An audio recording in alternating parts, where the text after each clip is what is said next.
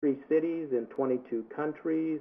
Why cities? Well, about 75% of seniors live in cities, and we know that with folks, older Canadians, 93% are living in their community, so that certainly a large percentage of populations. So we produced that guide. We had Saanich, BC, Portage-la Prairie in Manitoba, Sherbrooke, Quebec. Marie Beaulieu is on the line with us. And as noted, and Valerie will talk some more about Halifax as the fourth city that participated. And we have big cities as well, London and Rio de Janeiro. But point I think is important that the work looked at the community level, the neighborhood level. It didn't look at the whole city of London, and that's certainly important, I think, as you move forward in your communities to have that sort of neighborhood and community focus. What do we hear from some of the folks? I'm too old to benefit from physical activity. Well, we know that's not true. Walking trails are popular if they're well maintained, if there's benches to rest, if there's washrooms available. Transportation's an issue. It's often not available evenings and weekends. So how do I get to the programs? How do I maintain that social participation? And still issues around costs that are often prohibitive.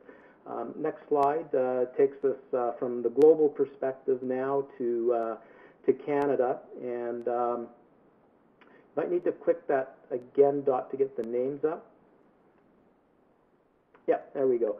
So the work that I mentioned, we had 10 communities in 8 provinces that participated in developing that rural and remote guide.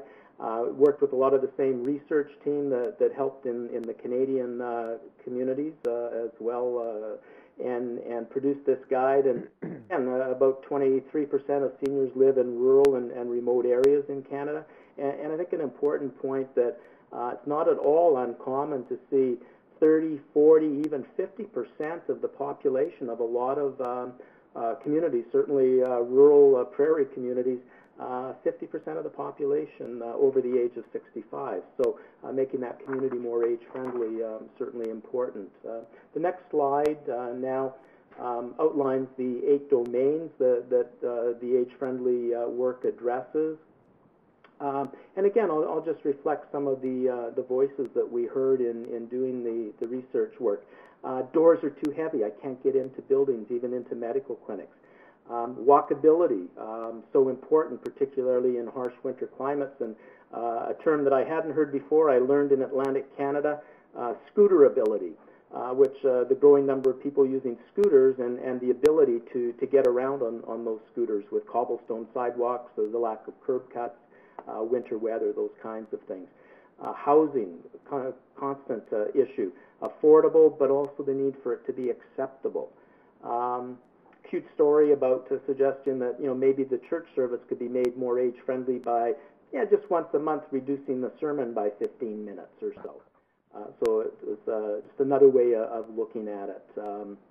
Literacy and numeracy, still an issue with a lot of older Canadians, and something that as we look at how do we communicate, how do we include older Canadians, we need to be aware of, and as noted earlier, the ageist attitudes that still continue to permeate a lot of our community issues.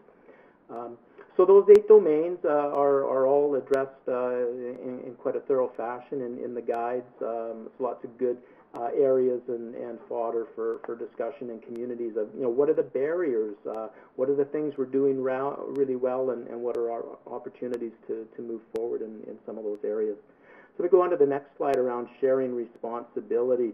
And I think that it's a really important message that the responsibility is shared, that age-friendly communities can't become more age-friendly without all levels of government, with other service providers, but absolutely fundamental, seniors and their voice. So let me just give you some ideas of some of the things that are starting to happen in some of the provinces, and it's no coincidence that the provinces who have done the most work are the ones who got involved right from the start with the 4 Canadian cities that participated, because that goes back now 3 years. A lot of the other work is only a year old, and provinces are just now starting to look at the models that they can put in place. But I wanted to touch on British Columbia as an example. They've created an age-friendly community leadership network that's bringing together over 40 individuals, organizations to guide work in British Columbia. They partnered with the British Columbia Union of Municipalities. It's providing a real key leadership role with all of the municipal governments in British Columbia. They partnered with the BC Recreation and Parks Association, making grants available to communities to undertake age-friendly community initiatives. They're doing some really neat work with the Vancouver Olympic Committee around the 2010 Games and the inclusion of seniors as real meaningful volunteers and contributors towards the Games. So it gives you a sense of some of the partnership development and some of the resources that we're seeing. In Manitoba, again, some similar partnerships. What they've done is created a strong link with the Manitoba Chambers of Commerce as a partner on their advisory committee to bring the business perspective to help guide their work. The Community University Research Alliance provided a $1 million grant over 5 years. There's 1 year of the project now under their belt, another 4 years to go, looking at the Age-Friendly Manitoba initiative. Dr. Verena Menick heading that work with a real emphasis on development in the communities, measurement, evaluation. The government of Manitoba has basically branded everything that it does for seniors as part of their Age-Friendly Manitoba initiative. Created a new website, again partnered with the Association of Manitoba Municipalities to approach communities to express their interest in getting involved. Nova Scotia, Valerie will talk about in some detail, which will flesh out the value of some of these kinds of partnerships. In Quebec, a little bit of a different kind of a model, a longer-term measurement and evaluation focus that Marie Beaulieu, who's on the line, and her colleague Suzanne Garon have led with the Quebec government. There they've chosen to focus on 6 cities and 1 region.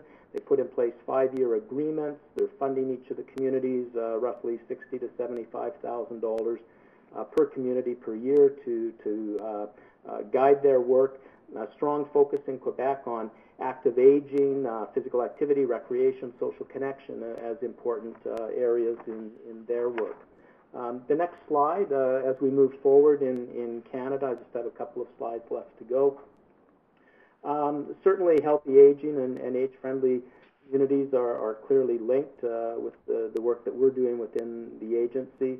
The need to promote social connection, physical activity, healthy eating, and building those supportive environments that are the age-friendly communities. We've done a series of forums in each of the provinces last winter, January, through April, that culminated in a forum with provincial and territorial colleagues on age-friendly communities. We're now just embarking on another series of forums that will happen, we hope, in each one of the provinces and territories, where we'll have an opportunity to create some stronger linkages between the non-government and the government sectors in health promotion, sport, recreation, fitness, seniors, all around the healthy aging issues and creating those supportive age-friendly communities. So, and that really is a key part of the role that I've had the opportunity to play for the last year and for another 11 months in this with the Public Health Agency. Last slide, Dot. Again, just to, I guess, reinforce the importance of the collaborative efforts. We need to engage older Canadians in this process. They need to provide leadership to it. I think we need to not be afraid of creating non-traditional partnerships, going after groups